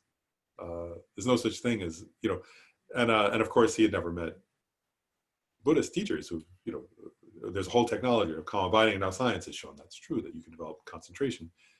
But similarly, like Freud, right? He thought, well, he did therapy with other people, and he introspected, and he said, well, desire seems to be very fundamental to my nature, everybody's nature. It's impossible to get rid of desire, right? Kind of like William James thought about concentration.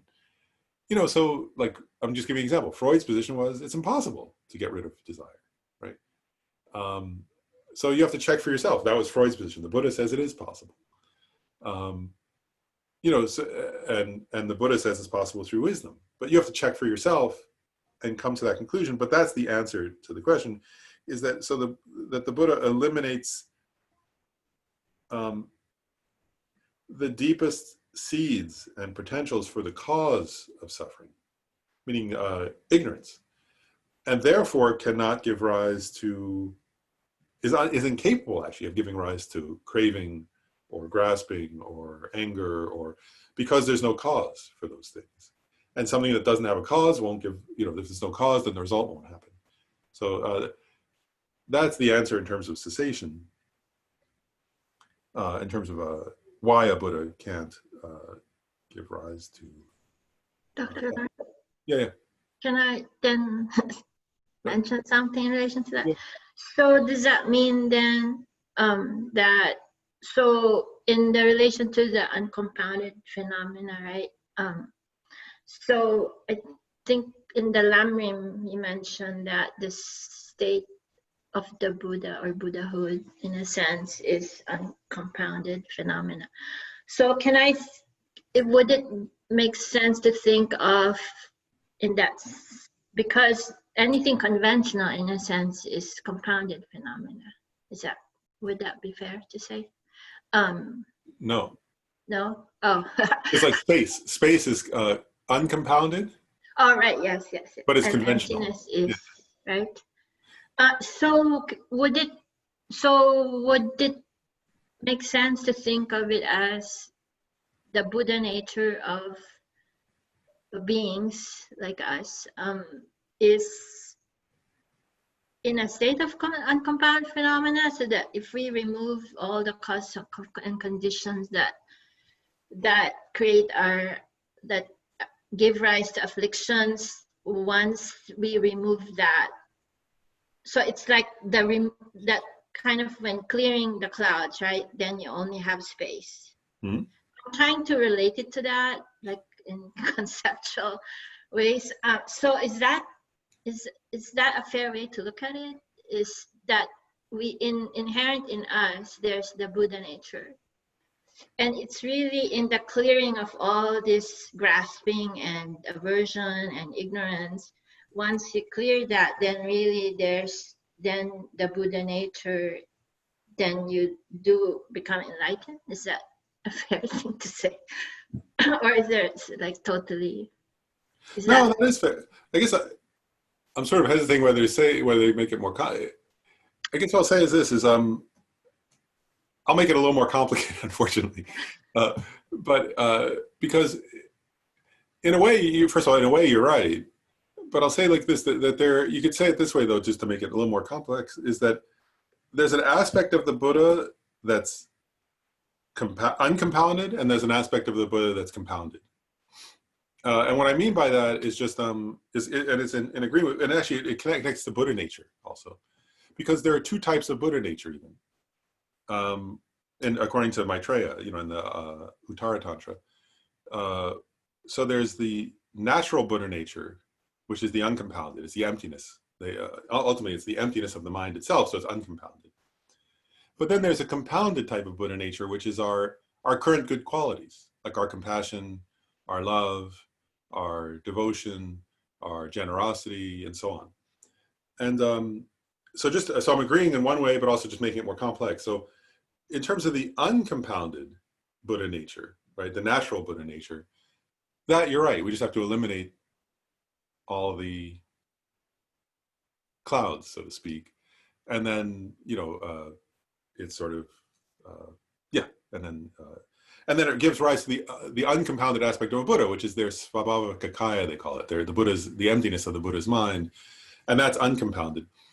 But there is a compounded aspect to the Buddha, which is like so for example, like the Buddha's form body that appears to sentient beings, that has appears with limbs and has a voice and makes sound and all that. They would say, well, that's compounded because it arises due to interdependent factors. But that is the result of the what they call the developing Buddha nature, which is those good qualities we have. So we have compassion And eventually that compassion becomes infinite, and we have love, and eventually love becomes infinite. So that just makes it a little more complex. But still, that doesn't contradict what you said. I think what you said is still correct about the uncompounded part or aspect. See? Does that make sense? Thank you. Okay. Yeah, you can see how even the compounded relate to the conventional and ultimate truths, even, right? The compounded part relates, in this case, to the conventional truth aspect of the Buddha, which is their form bodies, and the uncompounded is is the ultimate truth, which is the emptiness aspect. Well, and maybe I'll just finish Mahajana's point then, because we have enough time just to do that. So then, in terms of the next of the 8 characteristics, the next two, so in relation to the Four Noble Truths, of the Four Noble Truths, the next is the noble truth of cessation, or the cessation of suffering. And so the 2 phrases he has is stainless and not without stains. Right? I think that's the way Venerable George translates it here. Stainless and not without stain. And one way that one of the commentaries put it, which again, I want to emphasize this point, that I think this teaching for us, if we relate to it, is very hopeful. And so the stainless one, what it's saying is that you are not, and it's getting at it's connected to what Cynthia was just raising, which is Buddha nature. What it's saying is that you are not inherently connected to your own stains. Does that make sense? In other words, so stains means mental afflictions and karma, the negativities, right? They're not, what this is getting at is that what the Bodhisattva realizes is that that those things never, sometimes Jeffrey Hopkins has a translation. He was the one who initiated this translation where he called them adventitious, right? They're adventitious, which means they're not in the nature of your being, and they're not in the nature of mind, right? So your mental afflictions are, adventitious. I guess that's what's the word? They're like a temporary, and it connects to what Cindy was saying about Buddha nature. So they're like a temporary sort of appearance that's not intrinsic to the nature of your mind. Your mind is, and I'll actually read a quote that I liked, that I wrote down on this section. It said, "It is not stainless because of not being intrinsically mixed with the stains." The purity, so it's, in other words, that it's, so that the stains or the mental afflictions are not intrinsic to the nature of mind. They're temporary, like clouds, using Cynthia's metaphor that she gave. Right, the clouds are not, any given cloud that passes through the sky is not in the nature of the sky, right? Or space, you could say space, right? And so our mental afflictions are, as we got it earlier, they're empty of inherent existence, and through eliminating one point is through eliminating their causes, they won't appear again. But also, they never did arise inherently. Does that make sense? They were never an inherently existent aspect of your being. They were just mere appearances due to causes and conditions, which you grasped at, which we grasped at as if they were inherently existent, but they weren't.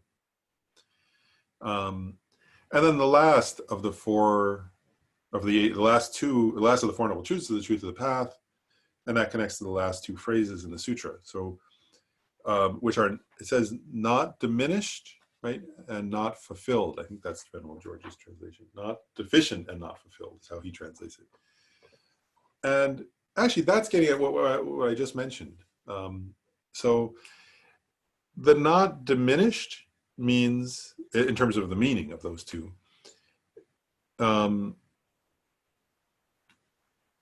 actually, so I'll say it this, when we talk about the truth of the path is, I was just mentioning this, is 2 things, right? One is, ordinarily we say it's diminishing or getting rid of the mental afflictions and negativities, right? Negative characteristics, and increasing or fulfilling our good qualities like love and compassion, right? Connected to those 2 Buddha natures, right?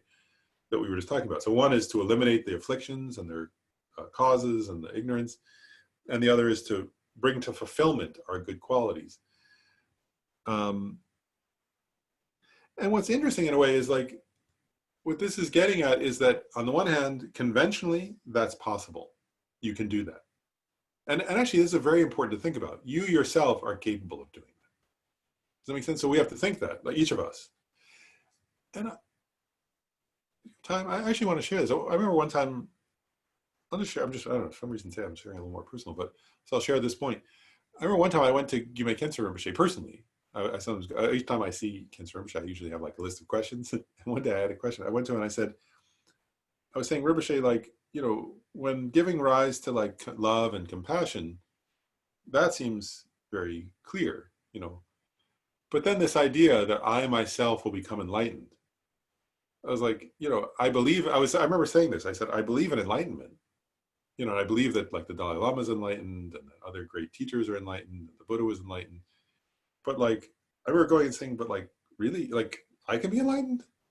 Like, I know Buddhism says that, but really? Like, you know, I look at myself and it's like, well, let's be realistic or something. I don't know, like, really? You know, like questioning it, like, and the point is like, what Khyentse Rinpoche was saying is like, yeah, you're right. Like, you have to have conviction. You have to have total conviction that you yourself, if you can't give rise to you can't give rise to bodhicitta unless you have total conviction that you yourself can become enlightened, right? Otherwise, otherwise it would be silly, right? If I somewhere deep in my being think, well, I can't become enlightened, but may I become enlightened for all beings, then that's not gonna work, is it? You have to have like a kind of conviction. That's the right word, I think. And so part of that conviction is recognizing what we're talking about here, that the mental afflictions, you know, and part of it was I realized later over time, realizing was that I hadn't yet thought about, like, whereas I would just see, well, I have mental afflictions. Like, I know they're there and they appear to me as if they're truly existent, right? And I hadn't thought enough about these points that are right here. So that's why I'm sharing. It's very important. I think these 8 points and this Mahajana's way of presenting them is very helpful, because we have to like think very deeply about it, or else you won't give rise to bodhicitta, right? Like, so you have to be able to recognize, like, okay, are they adventitious? You know, my, you know, like, in other words, when I think of the Buddha, of course his mental afflictions were adventitious. Tara, of course her mental afflictions were adventitious. They're enlightened. But are mine adventitious? Does that make sense? Like, are mine, can they really stop? And what this is getting at is like, well, if they were truly existent, then they couldn't stop. Right? If they were inherently existent from their own side, and they weren't just arisen due to cause and conditions, then maybe I couldn't get rid of them. But if they only arose as a mere appearance due to cause and conditions, like an illusion, well, then if you want to get rid of that, one is you could stop believing in the illusion. And then if you get rid of the cause of the illusion won't appear anymore, right? And so if my mental afflictions are like that, wow, what a relief. You know what I mean? Like, that's a relief then. I can get rid of them, it's possible. I just have to, first of all, recognize that they exist in that way, right? And then understand, well, what's their cause? And how do I gradually eliminate that cause, step by step? And then as you make just even a tiny bit of progress on eliminating that cause, you develop more conviction. Does that make sense? And then if you develop a little more success, then you develop more conviction. And that way you can start to develop this conviction. And the same thing with the good qualities, the fulfilled, right? The increased.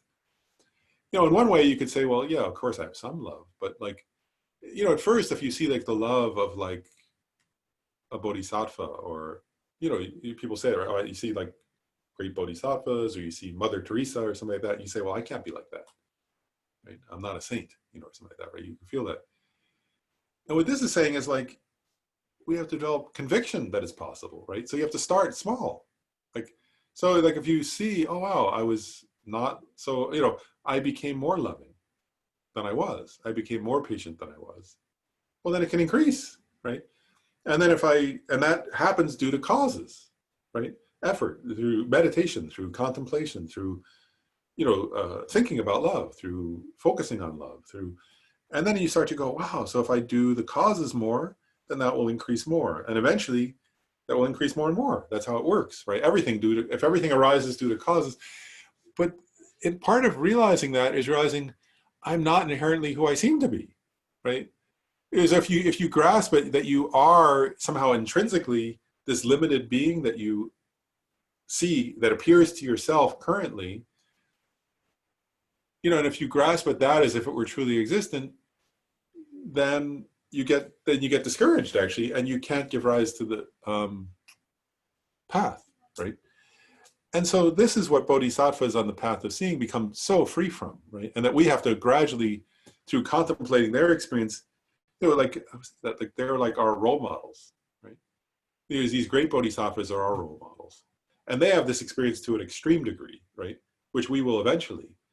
But we start by contemplating the sutra, right? And saying, okay, like, so, you know, like, so my currently diminished state, right, of having mental affliction, you know, my currently negative state of having mental afflictions is just an appearance due to cause and conditions, right? It has no inherent existence. And so, yeah, that's right. Any discussion about causes and conditions in general is referring to the conventional. Yep, that's right. I agree, Linda, with what you said there.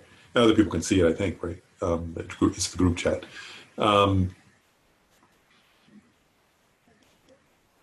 And so from the perspective of ultimate truth, right, we would just say, you know, like, so if I were to grasp, actually, remember, like, I'll just, yeah, there's a couple minutes. I'll just say, it was, oh, she's not here today, but Annie asked the question one time about identity. And I quoted Tara, right? Where, you know, remember that those, in a past life, right, a monk had said to Tara, oh, you know, you created so much merit, you could become a man in a future life. And Tara said, you know, it was that beautiful answer where Tara starts off by saying, you know, the self is not inherently existent. Gender is not inherently existent. You know, you're not inherently existent. I'm not inherently existent. You know, and then she said, you know, and she says, but on a conventional level, they appear. So I vow to stay a woman in every lifetime until, you know, so she made that beautiful vow, right? Tara's vow. But, you know, so what this is getting at here, though, is not about, you know, so she was saying it in relation to the self and in relation to gender. But the same goes, we have to do, what this is getting at in part is that we have to do the same thing in relation to our unenlightened state. Does that make sense?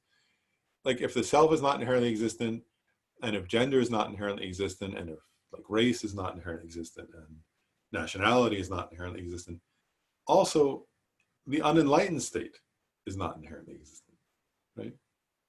In other words, it exists conventionally, but actually, if you, like, when you analyze under ultimate analysis, the unenlightened state is not ultimately findable, it's empty, right?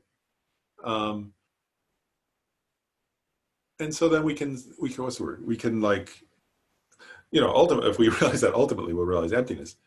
But then when we switch back to the conventional level, right?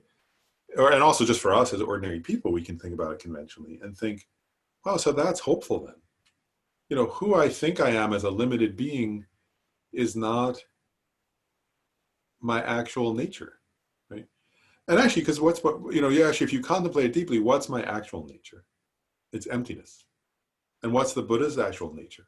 Emptiness, right? So, you know, my deepest nature and the Buddha's deepest nature are identical, right? They're emptiness. And it's only, as Linda was saying, only on this conventional level where causality, on the conventional level of causes and conditions, well, the Buddha's causes and conditions, you know, manifest an appearance of the enlightened state. My causes and conditions manifest temporarily an appearance of an unenlightened state. And if I contemplate the meaning of emptiness, that's already undermining that unenlightened state. Right? And then if I also cultivate the positive qualities of love and compassion, and I guess one last thing I'll say, and then we'll stop, is there's something, I always think this also, so just sharing it, like, there's something very beautiful about this, which is, like, especially around this, like, that if you think about emptiness and you think about limitless, infinite love, infinite compassion, one is it's incredibly hopeful. And the other is, like, let me say it the right way, like, it's a recognition that even if the journey to enlightenment seems far, I'll say, but even if the journey to enlightenment seems far, you don't know how far it is actually. All we can know is if you do these things, if you think deeply about the meaning of this sutra, that if you contemplate emptiness and you contemplate bodhicitta, you contemplate compassion, you contemplate love, and you give rise to even a little bit of those qualities over and over again, according to Buddhism, without any choice, the result will be enlightenment. Right? Because that's what those causes are. Those are the causes of that. Again, we don't have control over whether the enlightenment will happen in, a few weeks or a few eons, but we can create the causes.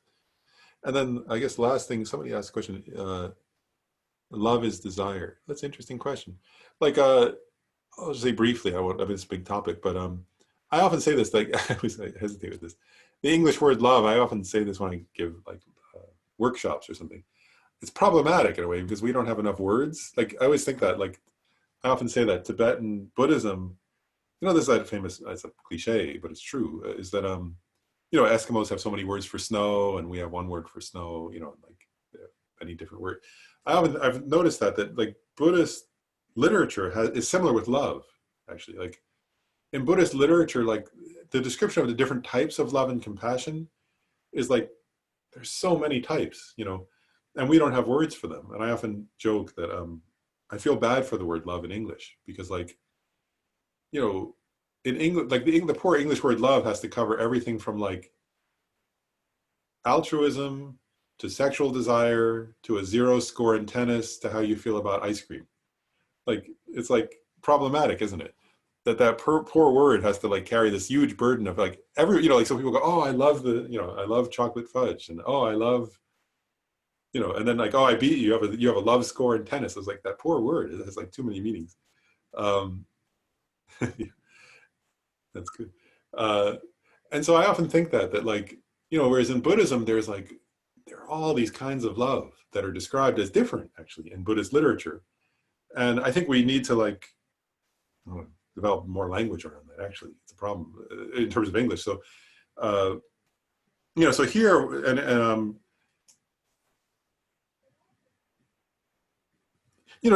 even on a very basic level, even on the base level of love that we all have, there's kinds of love, like there's in Buddhism, there's something called objectless love, which is love that realizes emptiness.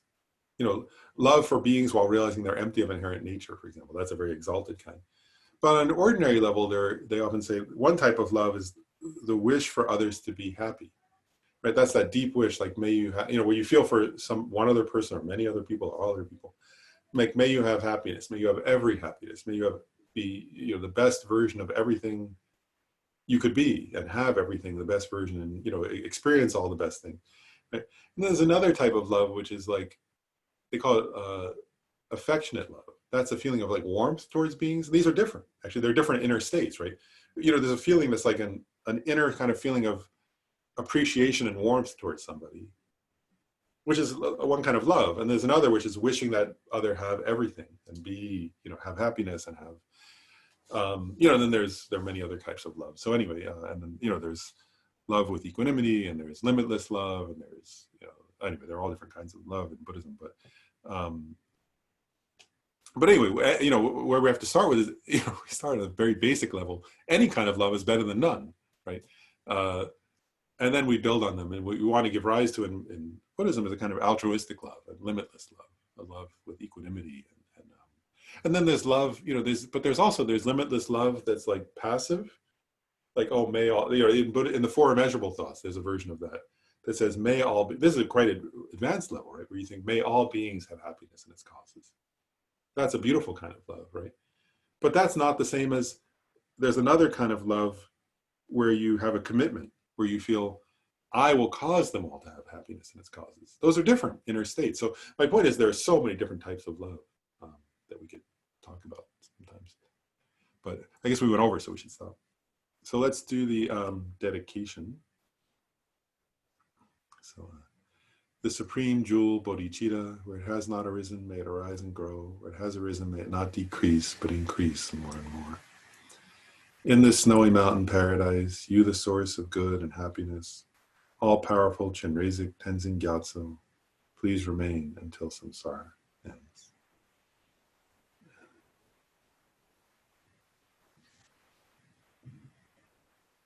Then I was just double checking it. I can't remember. Okay, yeah, we have class next week. So next week, I'll just say this then, that next week we'll go on to the next paragraph, and we'll start in that way, which is a longer, which is actually a longer paragraph. You know, we're getting quite far into it, and that correlates to the path of meditation, and it's the one where, with all the no, right? No form, no feeling, no discrimination, no compositional factors, no consciousness, no. And what I'm thinking I'm going to do, just so you know, is like one part is just to kind of give an overview of that paragraph, like the meaning in general. And then this is where, you know, we did that for the 5 aggregates, so I won't go over those again, but there are other things which people may not be so familiar with. So we'll go a little bit into detail about what is the I element, the mental consciousness element, you know, and lists like the different sense spheres and so on. I'm not going to spend long on it, but I'll kind of just describe on a conventional level what are those things to make sure people are familiar with them. And then we'll talk about what's the meaning of, you know, the teaching itself, which is their emptiness. And that'll probably take a couple sessions. So yeah, I don't know. We're scheduled, I guess, through October, and I'm not sure if actually I was starting to wonder that. I don't know. We'll probably, to finish the sutra, I'm in no hurry, but whether it takes to October or November, we'll probably finish it sometime. We'll certainly finish the sutra this year, and you know, so we'll just keep going slowly. We're going to go slowly through it, but you know, whether I don't know, we'll keep going slowly, whether it takes till October or November or even December, doesn't matter.